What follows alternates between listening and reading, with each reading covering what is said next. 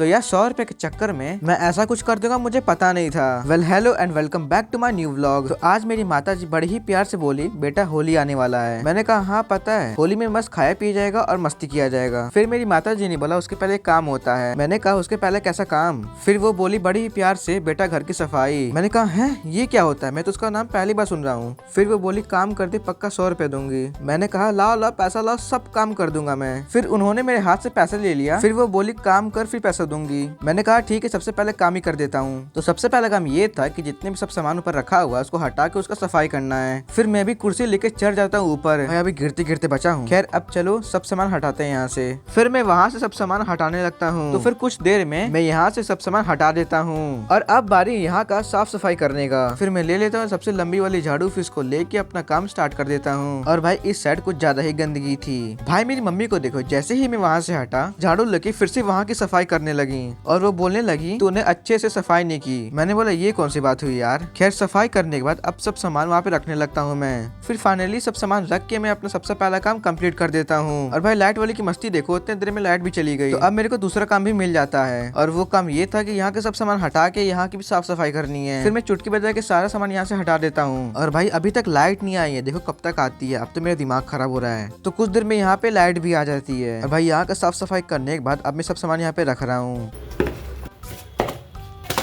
तो अब ये वाला काम भी फाइनली कंप्लीट हो जाता है। तो साफ सफाई करने के बाद मेरे को एक और काम भी मिल जाता है और वो ये था कि रजाई और चादर को फोल्ड करके रखने के लिए। तो चलो ये वाला काम भी जल्दी से कंप्लीट कर लेते हैं। तो अब फाइनली सारा काम कंप्लीट हो चुका है। तो अब मैं जरा मम्मी से पैसा मांगने के लिए, मम्मी पैसा निकालो जल्दी पैसा निकालो। ये कोई बात नहीं होता है, ये कोई बात नहीं होता है। भाई मेरी मम्मी ने मेरे साथ गद्दारी कर दिया, अब मैं क्या करूँ? मम्मी ये कोई बात नहीं होता है, हमारे यहाँ ऐसा ही होता है। तो यार मेरी मम्मी ने मेरे साथ गद्दारी कर दिया। खैर कोई बात नहीं। वेल अगर आपको व्लॉग पसंद है व्लॉग को लाइक कर देना, चैनल पे नहीं सब्सक्राइब कर देना। मैं मिलता हूँ नेक्स्ट व्लॉग में, तब तक के लिए बाय बाय।